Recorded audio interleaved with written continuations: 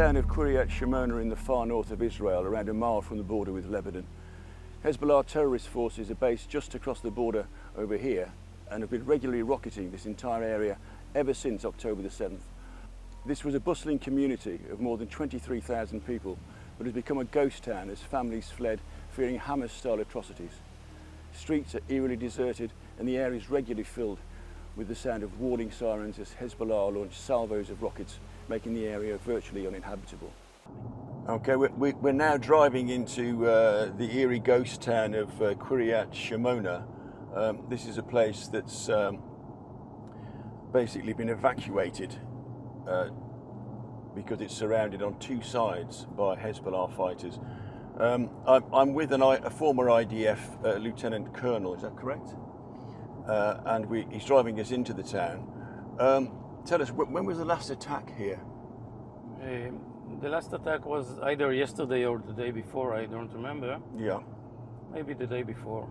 And why is this particular place so vulnerable in the far north of Israel? Because it's a very big target, very easy to hit it. And you know that the Katyusha rockets, they are a statistic weapon. You shoot, you don't know where are you going to hit. Yeah. Because it's not with GPS or something like that. So it's very easy to hit a big town like Qiryat Shemona. Mm-hmm. All the hits that were here were on civilian targets, you will see now.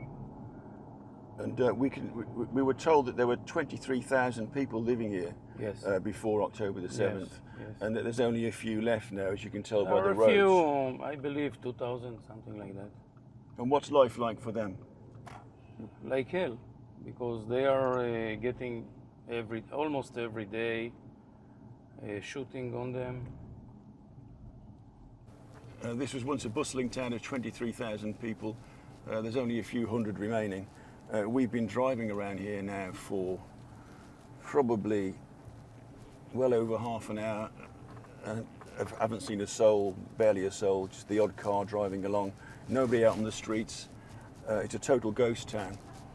Hezbollah has succeeded in its aim of basically driving the population south.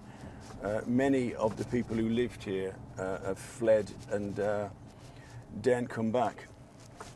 That's the effect this war is having on whole swathes of the Northern Territory.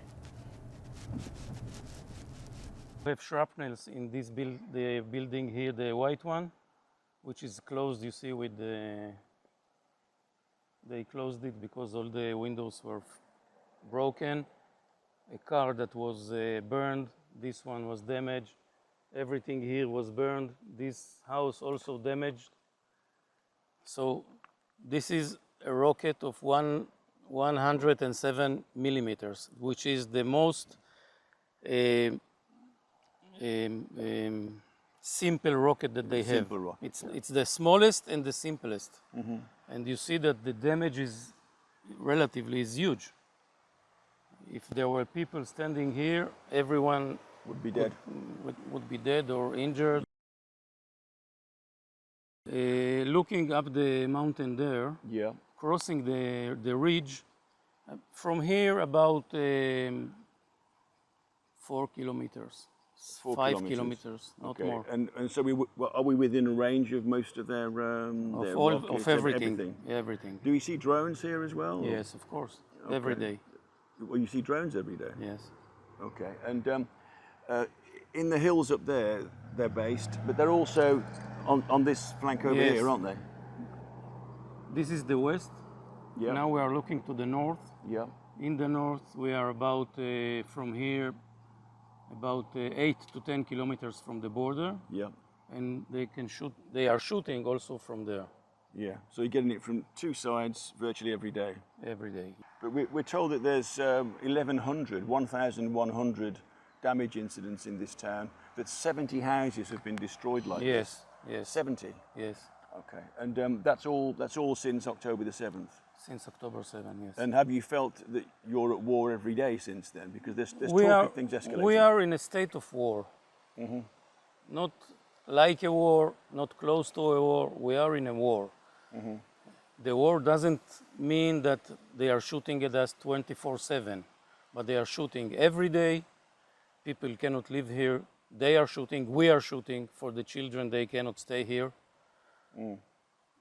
Drones, rockets, we are shooting artillery to IDF planes, Air Force.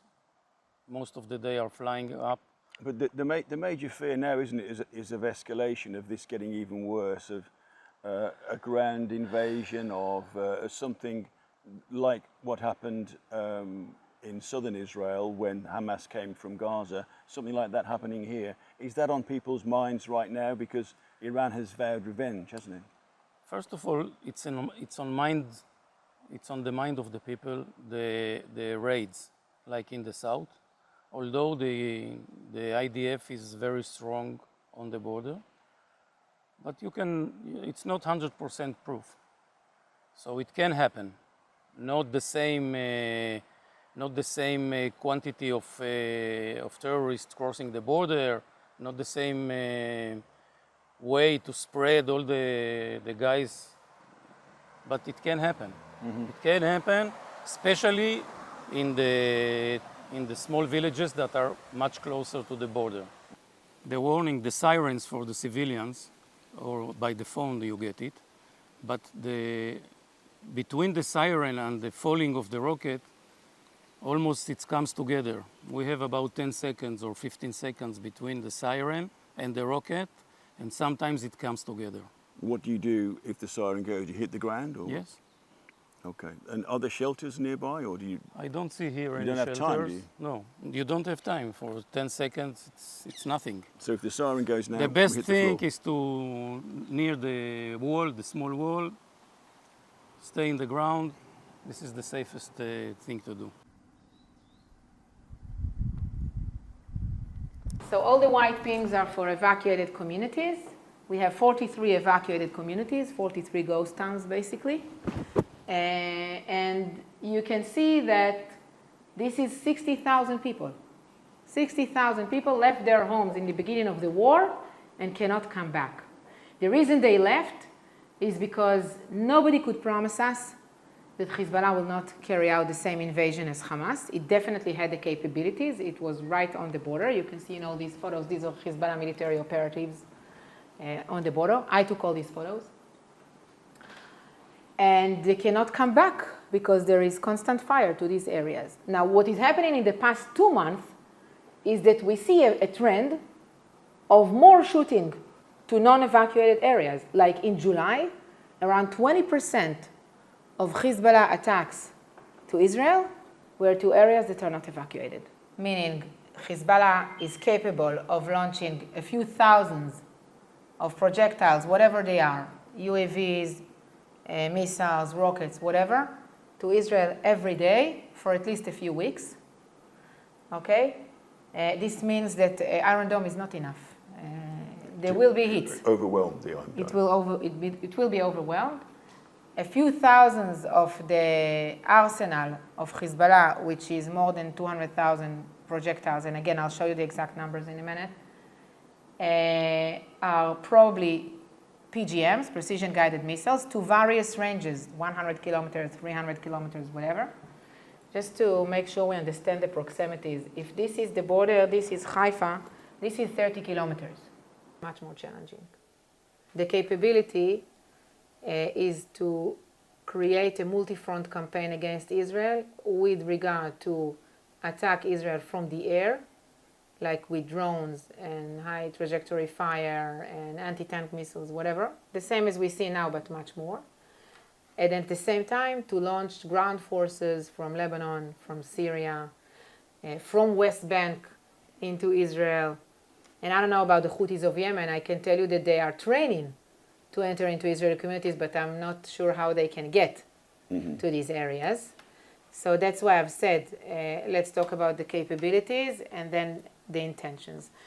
If we talk about the intentions, there are the pragmatic intentions and the ideology. Hezbollah and Iran published during the war many times the narrative of the multi-front campaign against Israel, telling Israelis, we will invade with our elite units from various areas. This is the campaign for unification of fronts. This is how they named the campaign. We're flanked on two sides here by Hezbollah territory, and there have been 1,100 reports of damage by enemy fire in recent months. 70 homes have been totally destroyed, and tank rounds, drones and rockets have claimed lives.